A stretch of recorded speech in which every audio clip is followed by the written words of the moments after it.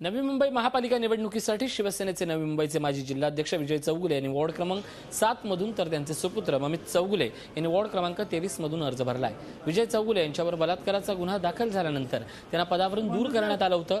मात्र या चौगुलेंनी आता शिवसेनेकडूनच अर्ज भरलाय। ममित चौगुलेंची ही पहिलीच निवडणूक आहे। निवडणूक जवळ आल्यानंतर आरोप प्रत्यारोप होत असल्याचं चौगुलेंनी म्हटलंय। तर राष्ट्रवादीची घराणेशाही मोडीत काढू असं आव्हानही त्यांनी गणेश नाईक यांना दिलंय।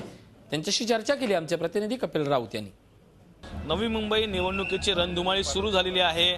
आज फॉर्म भरायचा शेवटचा दिवस आहे, त्यामुळे इथे प्रचंड अशी गर्दी झालेली आहे। सर्वात महत्त्वाचं म्हणजे नवी मुंबईचे राजकीय नेत्यांमधले एक महत्त्वाचे एक नाव आहे विजय चौगुले। ते स्वतःच फॉर्म भरायला आलेले आहेत सेनेमधनं। त्यांच्याकडून जाणून घेऊया की नक्की इथली काय कंडिशन आहे। सर, एका ठिकाणी युती झालेली आहे, दुसरीकडे आघाडी अजून झालेली नाही आहे, काय सर्व रणधुमाळी बोलते?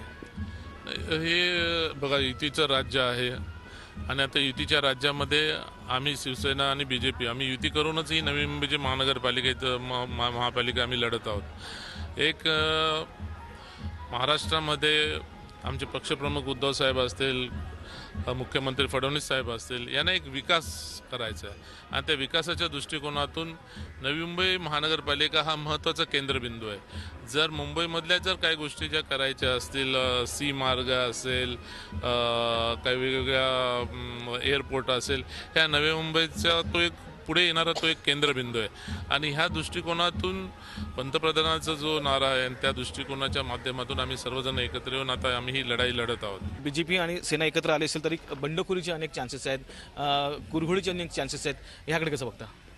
बघा, बंडखोरी कुरघोडी हे काय नवीन आहे, ते थोडेफार नाराजगी असते, ती नाराजगी 1-2 दिवसात शमली जाईल। गेली 15 वर्ष राष्ट्रवादी सत्ता होती, एक आपण डायरेक्ट बोललो तो नाईक परिवाराची सत्ता होती, ह्याकडे कसं बघता? ही घराणेशाही फोडून काढणार का?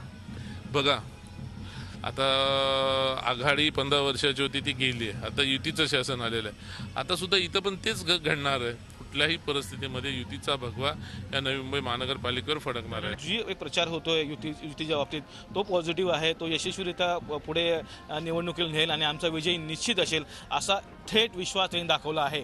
किरण कदमसह Kapil Raut, Zee media, Thane.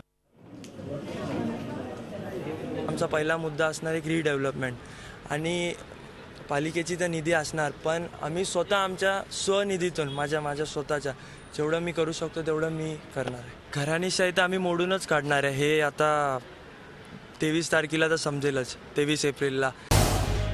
Zee 24 तास रहा एक पाऊल पुढे।